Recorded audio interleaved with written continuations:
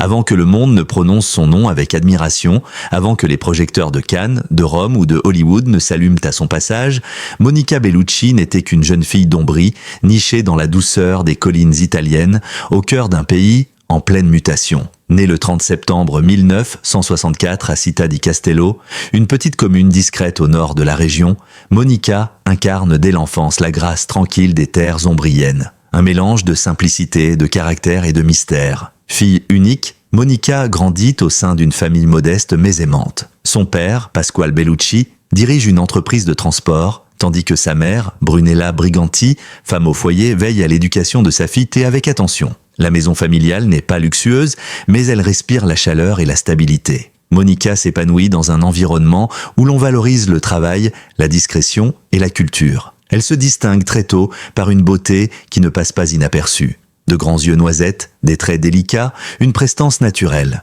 Mais Monica, loin d'être obnubilée par son physique, se tourne d'abord vers les études.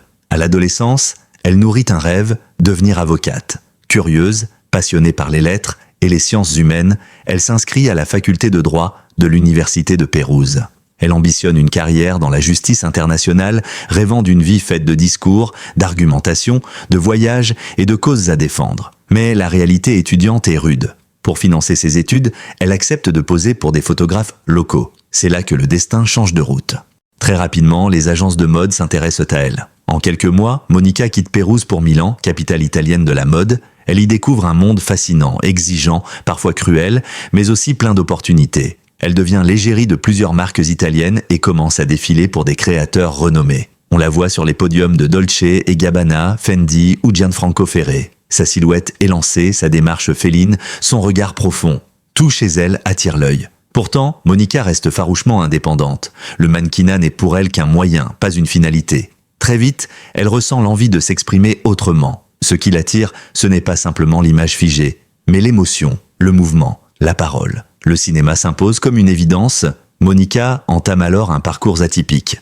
Loin de vouloir capitaliser sur sa beauté pour décrocher des rôles faciles, elle s'inscrit à des cours d'art dramatiques, travaille sa diction, explore les classiques du théâtre italien et français, elle lit, apprend, écoute. Son objectif est clair, être une actrice, pas seulement une star. Ses débuts à l'écran sont timides. Elle joue d'abord dans des publicités, puis dans quelques téléfilms italiens, comme Vita coi figli de Dino Risi en 1990.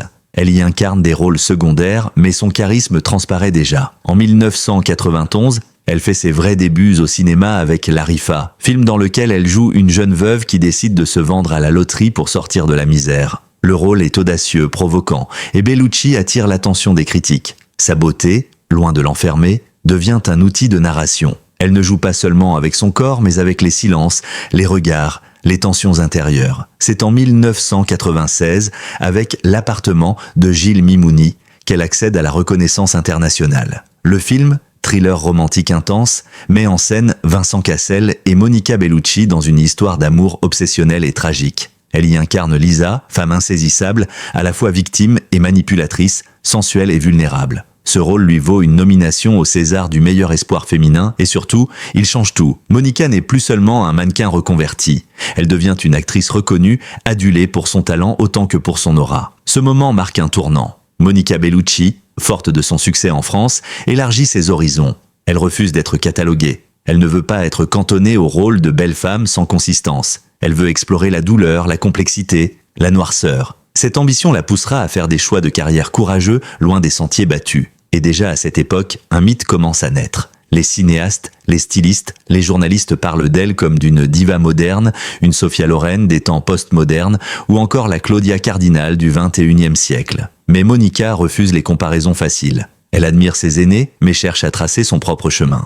C'est cette période charnière, entre mannequinat et cinéma, entre Italie et France, qui forge la Monica Bellucci que le monde entier va apprendre à aimer. Une femme de conviction, de passion, de silence puissant, une femme à l'élégance innée qui va peu à peu imposer un nouveau modèle féminin, celui de la beauté qui pense, de la féminité assumée, de l'artiste complète. À la fin des années 1990, Monica Bellucci est déjà bien connue dans les milieux du cinéma français et italien. Mais très vite, son magnétisme transcende les frontières. Ce n'est plus seulement l'Europe qui l'observe, c'est le monde entier. L'actrice devient une figure internationale, une présence à la fois familière et mystérieuse, dont la beauté hypnotique cache une richesse intérieure bien plus vaste. Ce qui fascine, c'est justement cette ambivalence entre la star glamour et l'actrice profondément humaine, entre l'icône et la femme. Son rôle dans Malena, 2000, réalisé par Giuseppe Tornatore, marque un tournant fondamental. Dans cette fresque visuellement somptueuse, Bellucci incarne une veuve sicilienne, jeune, belle, silencieuse, dans l'Italie fasciste des années 1940. Le film explore la manière dont cette femme, idolâtrée par les hommes, détestée par les femmes, devient une victime d'un système patriarcal violent et hypocrite. Malena ne prononce que peu de mots, mais son corps est un cri, ses yeux une confession. Monica y livre l'une de ses performances les plus bouleversantes. Elle s'efface derrière le rôle mais habite l'écran avec une puissance émotionnelle inégalable. Le film est nommé aux Oscars et Bellucci devient une muse du cinéma européen. Ce succès retentissant attire Hollywood. Les portes du cinéma américain s'ouvrent, mais Monica ne s'y précipite pas aveuglément. Fidèle à son instinct, elle choisit ses projets avec soin, refusant les stéréotypes ou les caricatures. Elle veut rester fidèle à ses racines d'actrice européenne, tout en explorant des univers plus vastes. En 2003, elle accepte pourtant un rôle qui va marquer le public mondial. Perséphone dans Matrix Reloaded et Matrix Revolutions. Vêtue de robes spectaculaires, incarnant une femme à la fois fatale et mélancolique, Monica devient l'un des personnages les plus mystérieux de cette saga culte. Dans la même année, elle tourne dans La Passion du Christ de Mel Gibson, où elle incarne Marie-Madeleine. Ce rôle, difficile et intense, prouve encore une fois sa capacité à s'effacer pour servir une histoire. Loin du glamour, Monica choisit ici la poussière, la douleur, la spiritualité. Elle traverse le film comme une figure sacrée, presque mystique, bouleversante de retenue. Malgré les controverses entourant le film, sa prestation est unanimement saluée. Entre 2000 et 2010, elle alterne les grandes productions internationales et les films d'auteur. Elle tourne avec Gaspard Noé dans Irréversible, 2002, un film violent, dérangeant, dont la scène de viol reste l'une des plus choquantes de l'histoire du cinéma moderne. Bellucci y prend des risques immenses, non pour provoquer, mais pour dire quelque chose de fondamental sur la violence, la féminité, la société. Elle ne cherche pas le consensus, elle cherche la vérité. Cette décennie-là est celle de sa métamorphose. Monica n'est plus seulement une actrice à suivre. Elle devient un symbole, une présence artistique. Elle est invitée sur les tapis rouges du monde entier, de Toronto à Cannes, de Venise à Berlin. Elle prête son visage à Cartier, Dior, Dolce et Gabbana, mais jamais elle ne se laisse enfermer dans un rôle d'ambassadrice. À chaque interview, elle rappelle qu'elle reste, avant tout, une actrice. Une femme qui pense, qui doute, qui choisit. Ses rôles dans des films comme Combien tu m'aimes, Bertrand Blier, 2005, Shaitan, Kim Chapiron, 2006, ou Le Deuxième Souffle, Alain Corneau, 2007, illustrent cette volonté de naviguer entre les genres, les styles, les époques. Elle passe du drame à la comédie noire, du thriller au film historique sans jamais trahir son identité. Et derrière la carrière éclatante, il y a l'humain. Monica reste une femme discrète, pudique, presque timide face à la célébrité. Les journalistes la décrivent comme chaleureuse, douce, d'une intelligence émotionnelle rare. Elle refuse le star system, fuit les scandales, choisit de vivre à Paris loin du tumulte de Los Angeles. Sa relation avec l'acteur Vincent Cassel, commencée en 1996 sur le tournage de L'Appartement, est à la fois passionnée et respectée par le public. Ensemble, ils forment un couple mythique mélangeant de culture, de charisme, de talent. En 2004, leur premier enfant d'Eva naît à Rome. Ce moment intime, Monica le vit comme une renaissance. Elle avait attendu d'avoir près de 40 ans pour devenir mère, fidèle à son tempo personnel, loin des injonctions. Loin d'interrompre sa carrière, cette maternité la renforce, lui donne une autre profondeur. Elle apprend à concilier les tournages et les responsabilités familiales, tout en affirmant haut et fort qu'une femme peut être mère, artiste, sensuelle et libre, sans devoir choisir. Vers 2009, Monica commence à refuser les rôles répétitifs. Elle aspire à plus de complexité, plus de nuances. Elle veut incarner des femmes vraies, pas des clichés. Elle enchaîne les productions italiennes, françaises, espagnoles, affirmant un cinéma européen diversifié, audacieux, souvent en marge du système. Alors qu'à Hollywood, les actrices dépassant la quarantaine peinent souvent à obtenir des rôles intéressants, Monica Bellucci s'impose comme une exception éclatante. Elle refuse la logique de l'expiration féminine dans le cinéma. Bien au contraire, c'est à partir de 40 ans qu'elle semble trouver sa pleine puissance artistique et humaine. À travers ses rôles, ses choix de vie et ses prises de parole, elle devient un modèle de féminité libre, mûre, consciente d'elle-même. Ce qui distingue Monica Bellucci de ses contemporaines, c'est sa capacité à assumer son âge avec grâce. Elle ne court pas après une jeunesse artificielle. Elle ne masque ni ses rides, ni ses silences, ni ses douleurs. Elle déclare dans plusieurs interviews « Je préfère avoir une ride en plus qu'un visage figé ». Cette simplicité fait d'elle une voix rare dans un monde dominé par les apparences, les filtres et les chirurgies esthétiques. Mais Monica n'est pas dans la dénonciation sèche. Elle inspire par l'exemple, elle montre par sa vie qu'il est possible d'être désirable à 50 ans, d'être actrice à 55, d'être mère tardive sans se justifier, d'être seule sans être définie par l'absence d'homme. Sa relation avec Vincent Cassel, passionnée et tumultueuse, s'est soldée par une séparation en 2013 après 18 ans d'amour et 2 filles.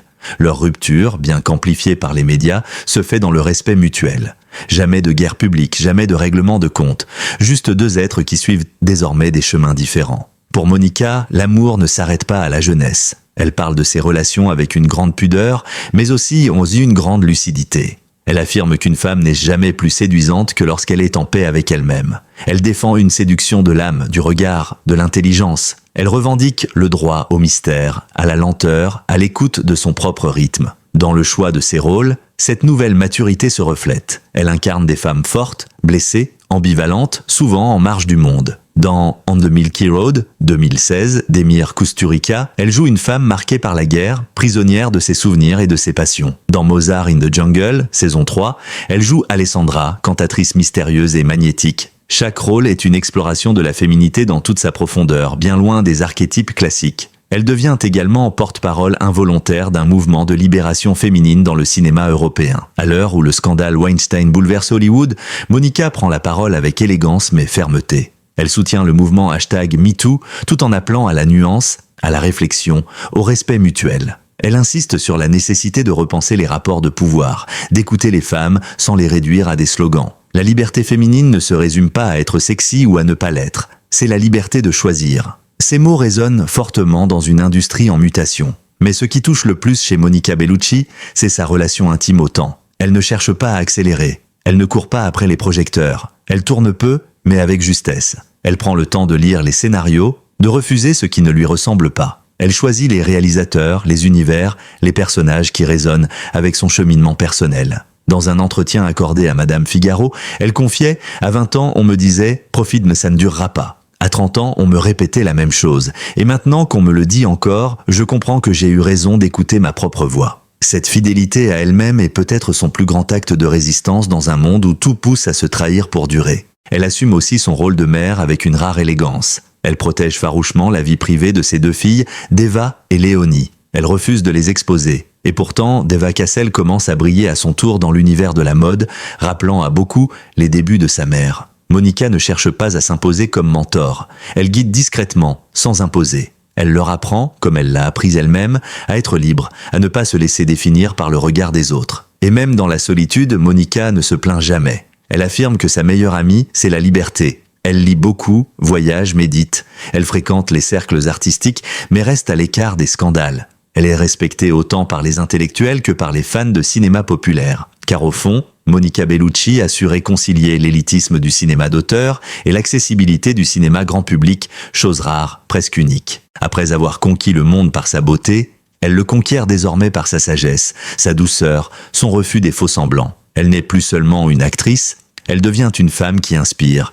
une figure de référence pour toutes celles et ceux qui cherchent à vivre avec authenticité. Alors que tant d'actrices disparaissent des écrans passé un certain âge, Monica Bellucci semble prendre le chemin inverse. Plus les années passent, plus sa présence devient magnétique, presque sacrée, au point que chacun de ses rôles, aussi discret soit-il, est désormais attendu comme un événement cinématographique. Son nom ne se lit plus seulement dans les castings, il se chuchote, il s'invoque comme celui d'une muse moderne. Car Monica Bellucci n'est pas qu'une actrice, elle est une source d'inspiration. Depuis les années 2000, les plus grands réalisateurs d'Europe et d'ailleurs la sollicitent, non pas pour ses courbes ou son aura glamour, mais pour sa profondeur, son silence habité, sa capacité à incarner des personnages en clair-obscur. L'un de ses projets les plus puissants dans cette veine reste sans doute On the Milky Road, 2016, réalisé par Emir Kusturica. Dans ce film poétique, violent et surréaliste, tourné dans les Balkans, elle incarne une femme fuyant la guerre, hantée par la perte et la peur. Ce rôle, loin de tout glamour, lui demande de marcher dans la boue,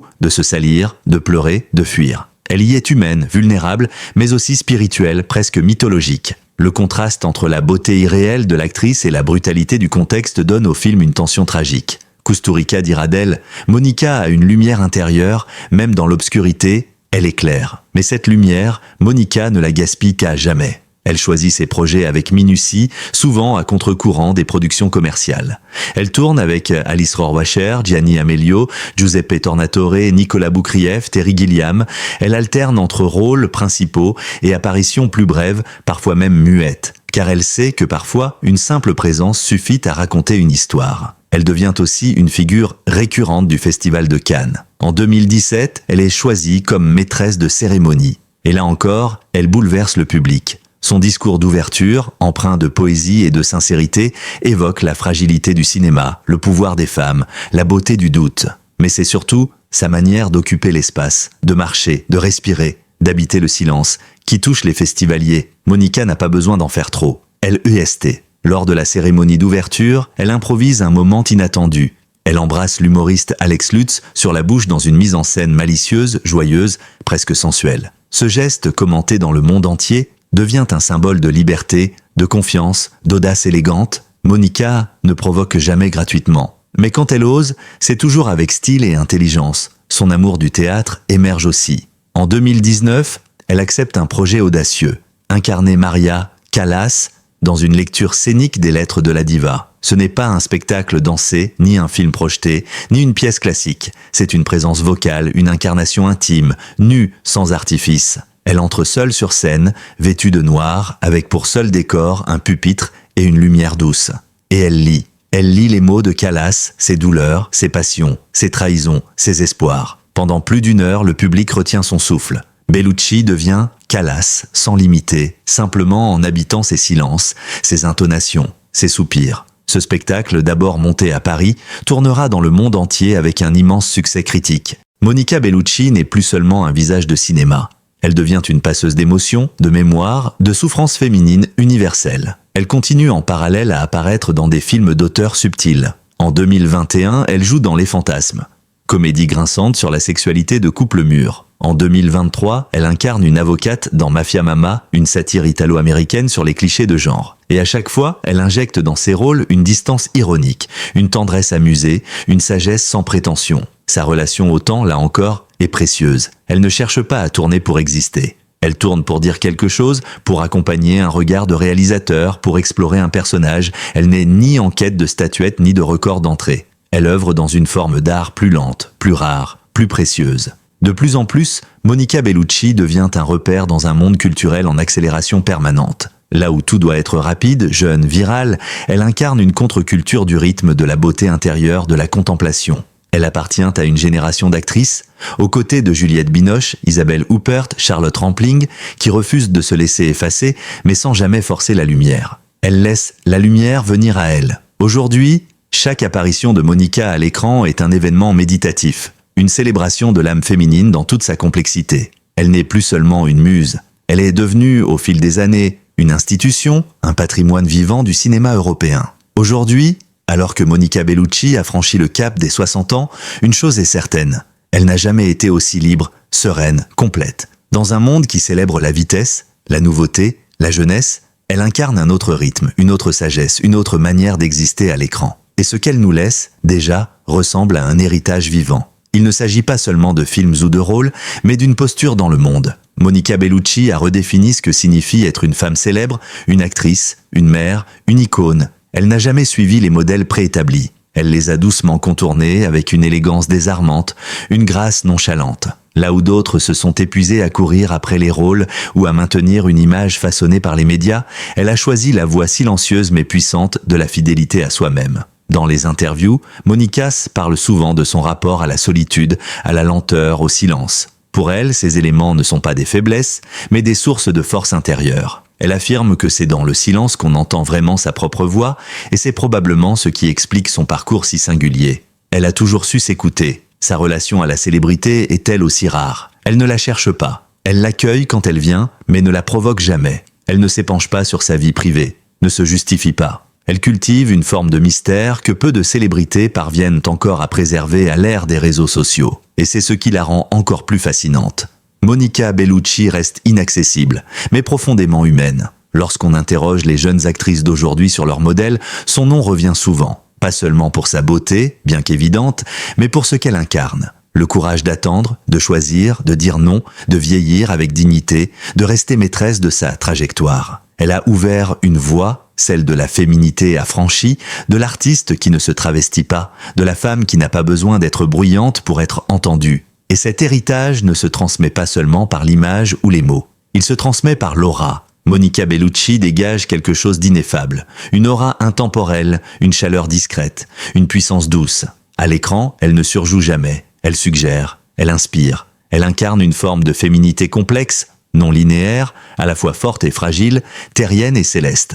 Dans la culture populaire, elle est devenue un archétype nouveau. Ni l'éternelle jeune fille, ni la sorcière cruelle, ni la mère sacrificielle. Elle est une présence, une voix, un regard, un corps habité par l'histoire et l'expérience. Et cela, peu d'actrices peuvent s'en prévaloir. Mais Monica Bellucci n'a jamais cherché à être une légende. Ce sont les autres qui l'ont érigée en icône. Elle continue simplement à vivre, choisir, aimer dans le silence de ses lectures, de ses voyages, de ses réflexions. Elle regarde le monde avec bienveillance sans cynisme. Elle parle souvent d'amour, non pas comme d'un absolu romantique, mais comme d'un chemin personnel, un dialogue constant entre soi et les autres. Récemment, elle a confié dans une interview « À ce stade de ma vie, je n'ai plus besoin de me prouver quoi que ce soit. Je veux seulement vivre des choses vraies, entourée de gens sincères. » Une déclaration simple, mais profondément révélatrice de son état d'esprit.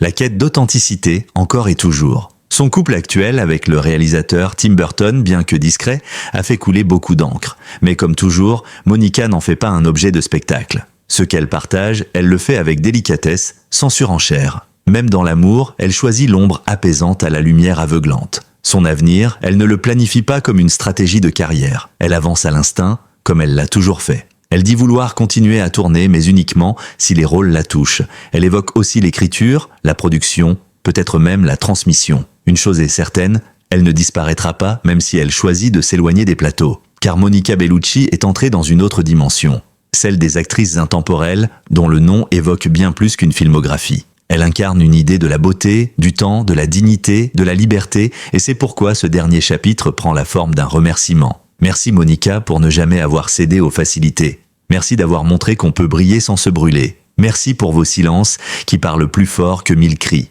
Merci pour votre fidélité à la vérité de l'art et de la vie. Vous n'avez jamais eu besoin de faire du bruit pour qu'on se souvienne de vous. Votre lumière est douce mais indélébile. Et dans les décennies à venir, lorsque l'on parlera à des grandes actrices de notre époque, votre nom reviendra toujours. Monica Bellucci, la femme qui a su être elle-même à chaque instant.